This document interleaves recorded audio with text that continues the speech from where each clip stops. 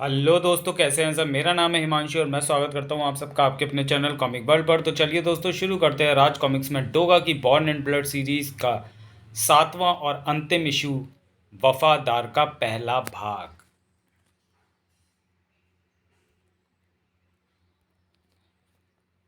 एकाएक ही फिर से ये शहर कितना बड़ा लगने लगा था, और बड़ी चीज़ हमेशा ही डराती है। मेरे अंदर भी अकेलेपन का डर सा बैठने लगा था। मेरे अंदर लगातार कब कभी छूट रही थी, रुलाई रोके न रुक रही थी। बड़ा लश्कर बाजार था वो ग्वालियर का।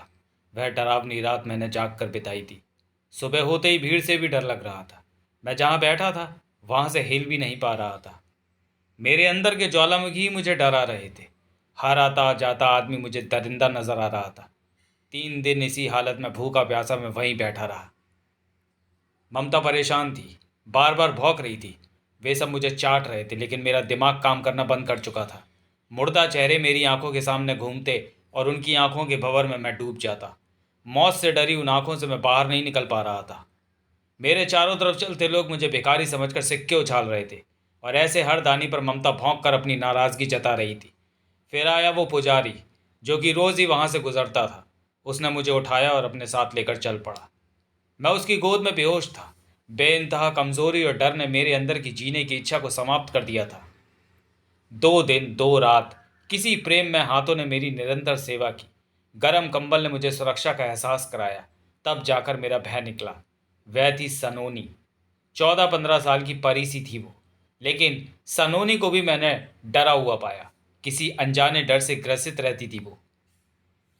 उनके हाथ में स्नेह था, उनके हाथों से खिलाए खाने में प्रेम था। मैं स्वस्थ होने लगा। पुजारी बाबा अपने हाथ से मुझे सुबह सुबह दवाएं व दूध पिलाते थे। सनोनी पुजारी बाबा की बेटी थी। कोई खौफ था उसके मन में, तभी हल्की सी आहट पर चौंक जाती थी वो। भैरव मंदिर था वो। मंदिर का माहौल भी बहुत अजीब था। दिन भर तो वहाँ हजारों लोगों की चहल पहल रहती थी, पूजा पाठ होता था। लेकिन रात बहुत डरावनी होती थी। अजीब अजीब सी आवाज़ें, सन्नाटे और कमज़ोर मन को चीरने आती थी। ऐसा लगता था कि पास ही कोई है जो हर वक्त हमें घूर रहा है। सनोनी दिन रात मेरे आसपास ही रहती थी, मुझसे कुछ दूरी पर ही बैठी या सोती रहती थी। कुछ अनजाना सा संदेह मुझे घेरे जा रहा था। उस रात 4 लड़के उस कमरे में आए। ऐसा सनोने, चल, बाबा की तबीयत खराब है, उन्होंने तुझे बुलाया। तू चल, फिरका में आती हूँ। लेकिन उनके जाने के बहुत देर तक भी सनोनी नहीं गई। तब मैंने उससे पूछा, सनोनी तुम जाती क्यों नहीं? 2 दिन से बाबा की तबीयत खराब है, वो यहाँ भी नहीं आए। बाबा को कैंसर है। तो वो तो मरेंगे। तो सूरज, तुम मुझे यहाँ से ले चलो कहीं भी। मुझे यहाँ नहीं रहना। क्यों? मुझे यहाँ डर लगता है। किससे? फिर वो चुप हो गई, कुछ ना बोली, और मैं हक्का बक्का बहुत देर तक जागता फिर सो गया। बहुत बेचैनी हुई दिल में, और कुछ देर बाद ही मैं जाग भी गया। कुछ था, कुछ हुआ था, जो कि मेरी बेचैनी की वजह था। वातावरण बहुत खौफनाक सा था। मुझे मेरे दिल की धक धक धाड़ धाड़ की तरह सुनाई पड़ रही थी। मैंने पलट कर देखा, सलोनी वहां नहीं थी। और तभी गूंज उठी वो चित्कार। मैं अंदर तक कांप गया और चारपाई से उछलकर जमीन पर खड़ा हो गया। चीख सनोनी की थी। इसी के साथ गूंज उठी एक मरियल सी चीख भी, सनोनी, मेरी बच्ची। पुजारी बाबा की चीख। अनजाने भय से ग्रस्त मैं पुजारी बाबा की तरफ भागा था। बाबा, दरवाजा खोल शोला, दरवाजा खोल, मेरी बच्ची को छोड़ दे नारादम। पुजारी बाबा फिर कुछ ना बोल पाए, उन्हें खांसी का दौरा शुरू हो गया था। मर दरवाजा खुला। फिर का और कुछ लड़के बाहर आए। मरता क्यों नहीं बुड्ढे? कब से तेरे मरने का इंतजार देख रहे हैं। अगला पुजारी शोला ही बनेगा। चल फूट यहां से। शोला सनोनी से शादी करेगा। पुजारी बाबा मेरी बाहों में आकर झूल गए। उन्होंने कातर व दयनीय भाव से मेरी आंखों में देखा, जैसे अपनी बेटी की इज्जत की भीख मांग रहे हो, जैसे मुझ पर किए उपकार का मुआवजा मांग रहे हो, जैसे मुझे जीवन देने के एवज में अपने जीवन सनोनी की जिंदगी मांग रहे हो, जैसे मुझे प्रेम और स्नेह से खिलाए नमक के बदले मुझसे मेरी वफादारी मांग रहे हो। मेरे अंदर धुआं धुआं सा घुमड़ घुमड़ कर फिर से मेरे जुनून के ज्वालामुखी को जगा रहा था। वफा ही थी जो मैंने हर पल मेरी जिंदगी में घटी बेवफाई से चुनी थी। बाबा को हौले से लिटा दिया मैंने और उठ खड़ा हुआ। सनोनी को छोड़ दे। फिर कहा, सनोनी को शोला अपनी पत्नी बना रहा है, तुझे हम मौत का बाराती बनाएंगे। इतना सुनते ही मेरा दिमाग घूम गया। मैंने उस पर छलांग लगा दी, किंतु चारों के हाथों में थमे डंडे बेरहमी के साथ मुझ पर घूम गए। वो कालू था। भैरा मंदिर का खूंखार कुत्ता जो मंदिर का प्रसाद खा खाकर मुस्टंडा बन चुका था और प्रसाद की शराब के नशे में धुत रहता था, मुझे लाल लाल आंखों से घूर रहा था और मेरे जख्मों को अपनी दरदरी जीभ से खुरच रहा था। मैंने उठने की कोशिश की। फिरका ने कालू को भड़काया और कालू गुर्राता हुआ मुझ पर झपट पड़ा। मेरी मर्मांतक चीखें मंदिर में गूंज उठी और तब आई ममता जगदीश की टोली। कालू के सामने हाथी चूहों सा मुकाबला था उनका, लेकिन वह प्राणी जिसकी वफादारी की ठान ले तो फिर अपने प्राण भी नछावर कर डालता है। मुझे कालू के पंजों से छुटकारा मिला। मैं पगला सांड की तरह फिरका और उसके साथियों पर टूट पड़ा। वो अभी हक्के बक्के थे। उन्हें जल्दी ही जमीन सुगा दी मैंने और दरवाजे को ढकेल कर मैं अंदर घुसता चला गया। सनोनी को दबोच रखा था उस राक्षस सरीखे शोला ने। मैं गुस्से से पागल हो चुका था। पास रखी सुराई उठाई और लपक कर दे मारी शोला के सिर पर। वो अगले ही पल निष्प्राण होकर लुढ़क गया। सनोनी अत्यधिक भयभीत सी मुझसे आ लिपटी। कुछ क्षण पश्चात हम बाहर निकले। ममता जगदीश ने कालू को चीर डाला था। फिरका अपने साथियों के साथ भाग चुका था। बस वो आखिरी रात थी हमारी वहां। पुलिस से हमें बचाने के लिए पुजारी बाबा ने हाथ जोड़कर हमें वहां से विदा कर दिया था। आज वो कत्ल करके भी मुझे सुकून मिला था, क्योंकि वफादारी निभाकर अपने वफादारों के साथ मैं बहुत गर्व से चल रहा था। संजय गुप्ता पेश करते हैं वफादार। मैं पेंटर हूं, तस्वीर बनाता हूं खूने जिगर से। वुफ, जख्मे जिगर से। हा हा हा हा। Woof woof. क्या कहा? ओ, जानती है मैंने तुझे कौन सा इंजेक्शन दिया है? उसमें ऐसा जहर है जो थोड़ी ही देर में तेरी रगों में फैल जाएगा और तुझे हमेशा की नींद सुला देगा। ऐसी नींद को मौत की नींद कहते हैं। मौत से बदरंग होते चेहरे चेहरे की बदरंगी बदलती रंगत को मैं यहाँ कैनवस पर उतारूंगा। अरे, तू तो मुस्कुरा रही है। मैं तो तेरे चेहरे के चप्पे चप्पे पर दर्द और होठों पर चीखे देखने और कैनवास पर उतारने का ख्वाहिशमंद था। जहर से मौत का डर नहीं है तुझे? जिसकी रगों में किसी की बेवफाई का जहर पहले से दौड़ रहा, उसे कोई और जहर कैसे मार सकता है? मारेगा, मारेगा, तुझे मारेगा। और तेरी मरती हुई सूरत के हर पोज को मैं कैनवास पर उतारूंगा। डोगा तुझे किसी के दर्द से खिलवाड़ नहीं करने देगा पेंटर। था। ओह डोगा, तू तो चला गया था फिर आ गया। हाँ, और मैं तुम जैसे अपराधियों के चित्र नहीं बनाता हूं, उनकी कब्रें बनाता हूं। जिंग जिंग। डोगा, उसे मारना नहीं। ये तो मैं बता सकता है कि इसे मुझे मारने के लिए किसने भेजा है। यह जानने से ज़्यादा ज़रूरी है तुम्हारी जान बचाना। अगर वो चित्र बनाना चाहता है तो डोगा, तुम उसे क्यों रोकना चाहते हो? उसे चित्र बनाने दो। चित्रकार, जितने चाहो उस झूठी और सनक की मारी लड़की के चित्र बनाओ। डोगा को तब तक रोकेगी लोमड़ी। था। लोमड़ी? हा हा हा। तुम्हारा बहुत बहुत शुक्रिया लोमड़ी। वास्तव में मैं बिना चित्र पूरा किए नहीं जाता। ये मेरे पेशे की मजबूरी और कमजोरी है। लोमड़ी, ये क्या बेवकूफ़ी है? वफा की रगों में जहर भर दिया उस शैतान ने। उसकी जान खतरे में है। मुझे तो उससे अपनी जान खतरे में लग रही है, और मेरी जान तुम उठोगा। ये फरेबी लड़की नाटक करके बार बार तुम्हारे निकट आने की कोई ना कोई बहाना ढूंढती रहती है, जो कि मुझे बिल्कुल भी पसंद नहीं है। उससे दूर रहो डोगा। उफ, तुम्हारे और मेरे रास्ते में जो भी आएगा वो जान से जाएगा। उफ, लड़की है ये छलांग, छलावा। वफा बेहोश होने लगी थी। वफा को फौरन चिकित्सा की जरूरत है। हा हा हा हा हा।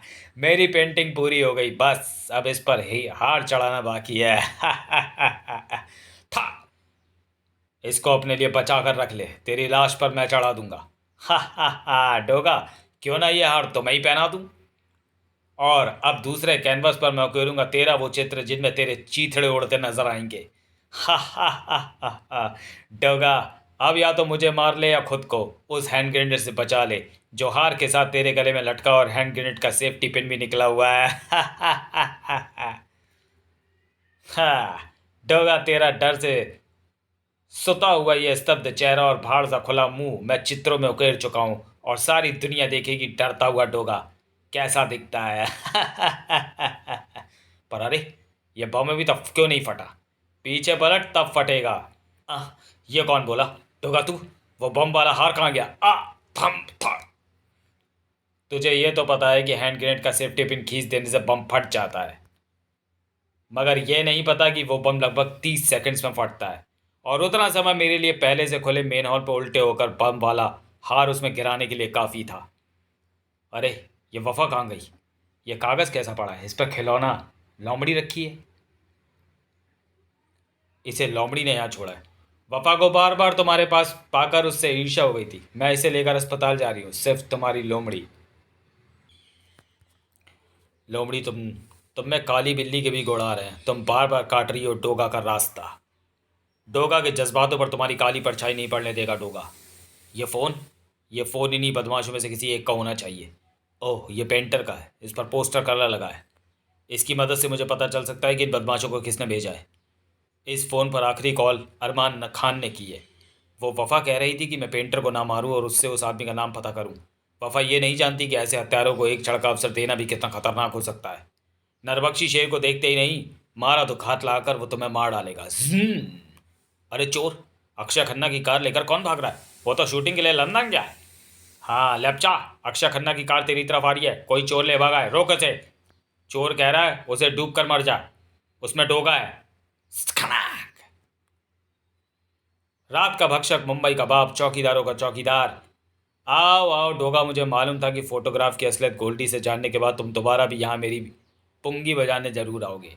इसलिए मैंने यहाँ पर तुम्हारी पुंगी बजाने का इंतजाम कर रखा है। ये सभी मेरे स्टंटमैन हैं। ये सारे मिलकर तेरी पुंगी बजा देंगे। देख क्या रहो, डोगा की पुंगी बजा दो। गुरुजी, हम तो नाम के स्टंटमैन हैं। आपसे बड़ा स्टंट तो हो ही नहीं सकता। हम अपने सारे स्टंट की प्रेरणा आपसे ही लेते हैं। आप हमारे गुरु हैं डोगा जी। हमें गोलियों के बीच से बचने के स्टंट सिखाओ डोगा डोगा प्लीज़। अबे अबे तेरी तो, अबे तुम लोग पागल हो गए हो क्या?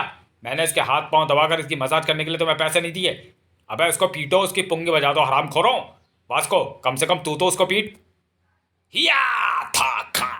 अबे अबे अबे ये क्या कर रहा? सोफा को तोड़ रहा। अबे डोगा को तोड़, डोगा को। टेबल भी तोड़ दी। डोगा तो वहां खड़ा। अबे इसे तोड़।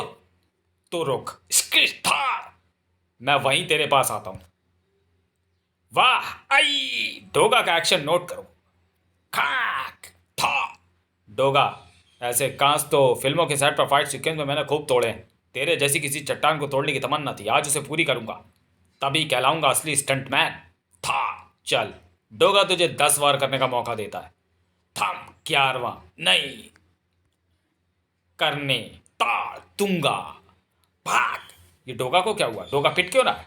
इसे पिटना नहीं कहते बेवकूफ़, ये चैलेंज है, 10 वार का चैलेंज। बस अब रुक जा वास्को, तेरे 10 वार पूरे हो गए। अब मैं सिर्फ एक बार करूंगा और अगर इसके बाद तू होश में रहा तो तुझे 100 और वार करने का अवसर दूंगा। अबे उठ, अबे वास्को, अबे तेरे पास 100 वार करने का अवसर है। 100 अवसरों में तू डोगा की पुंगी बजा सकता है। अबे उसको रहने दो, तुम उठो। वो डोगा। डोगा यार, कौन सी चक्की का पिसा आटा खाते हो? तो अपने उस जुनून की चक्की का पिसा हुआ खाता हूँ जो मुझे जुर्म से लड़ने की प्रेरणा और शक्ति देता है। तुम लोग जा सकते हो। ठीक है डोगा, कभी फिल्मों में स्टंट करने का मूड हो तो आ जाना डोगा। हाँ डोगा, मैं तुम्हें फिल्मों में काम दिलवा सकता हूँ। मैंने तुम्हारे बारे में सुना है, मुंबई की सड़कों पर मारे मारे फिरने से तुम्हें क्या हासिल होता है? सिर्फ एक पिक्चर साइन करो डोगा, मैं खुद प्रोड्यूस करूंगा। तुम चाहो तो मेरे जैसे ऐशो आराम दौलत सब कुछ तुम्हें रातों रात मिल सकता है। मेरे पास मुंबई की सबसे बड़ी दौलत वो विश्वास है अरमान खान, जो मुंबई के लाखों लोग मुझ पर करते हैं। उनके इस विश्वास को कायम रखने के लिए मैं मुंबई की अंधेरी सड़कों पर अपनी आखिरी सांस तक भी मारा मारा फिर सकता हूँ। मेरा बस चले तो अपनी खाल की सड़कें बिछा दूँ। मुंबई की हर गली हर कूचे पर अपराधियों में डोगा का इतना खौफ भर दूँ कि जुर्म को पांव रखने के लिए जगह न मिल सके। अब तुम मुझे यह बताओ अरमान कि पेंटर नाम के उस हत्यारे को इस मोबाइल फ़ोन पर इस नंबर से तुमने क्या निर्देश दिए थे? ये फ़ोन किसी हत्यारे को मैं क्यों कॉल करूँगा? अपने फ़ोन से मैंने आखिरी कॉल गोल्डी के सेक्रेटरी को की थी। तो फिर सेक्रेटरी का फ़ोन पेंटर के पास कहाँ से आया? मुझे सच में नहीं पता डोगा। मैंने तो गोल्डी तक ये बात पहुंचाने के लिए फ़ोन किया था कि तुम मुझसे उसके वफा के साथ खींचे गए शादी के फ़ोटोग्राफ छीन कर ले गए हो। गोल्डी के सेक्रेटरी ने मुझे फंसाने के लिए ये फ़ोन पेंटर को दे दिया होगा, या तुम्हारी आंखें बचाकर उस घटनास्थल पर फेंक दिया होगा जहाँ तुम्हारी उससे लड़ाई हो रही थी। तो चलिए दोस्तों, वीडियो को यहीं समाप्त करते हैं और मिलते हैं वफादार के दूसरे और अंतिम भाग में अगले वीडियो में। तब तक के लिए धन्यवाद।